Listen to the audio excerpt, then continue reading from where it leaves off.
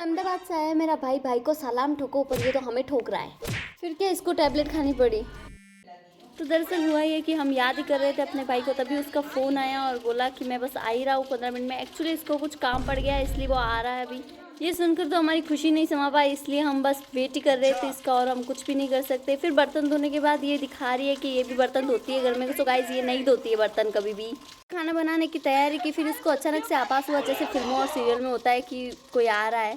और जाके देखा तो कोई नहीं था। फिर इसका भ्रम था, ये ऐसा सोच रही थी कि तब तक तो इसकी चिल भरी निगाहों ने मेरे भाई को ढूंढ लिया।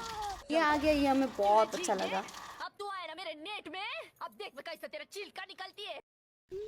ये आए और हमें न मारे, ये तो होने से रहा गाइस। बात ये है कि 2 दिन पहले ही हमने अपने भाई को याद किया था कि वो कब आएगा, और फाइनली आज के दिन वो आ ही गया। भाई गया था तब बोला था कि 4 साल तक मुंह नहीं दिखाऊंगा, पर ये तो 4 हफ्ते में ही वापस आ गया। तो हमारे बिना अंगता नहीं है ना, इसलिए गाइस।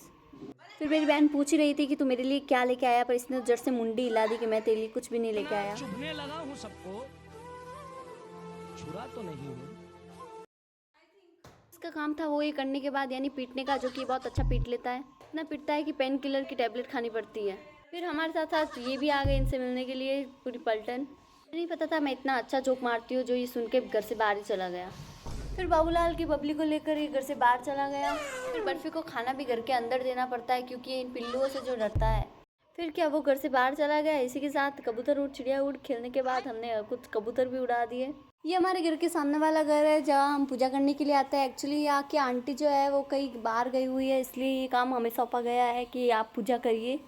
फिर जो हम काम करने के लिए आए थे, जो कि पूजा है, वो करने के बाद हम वापस लाइट बंद करके और दरवाज़ा खोल के, क्योंकि यहाँ पे दरवाज़ा खोलना पड़ता है।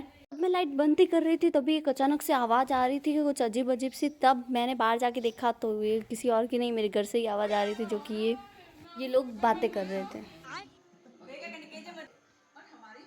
इन लोगों को समझ में कुछ भी नहीं आ रहा था, और इग्नोर भी नहीं कर सकते, क्योंकि ये वापस आती है और फिर वापस बोलने लगते, इसलिए इसको बस सुन रहे थे शांति से ये लोग।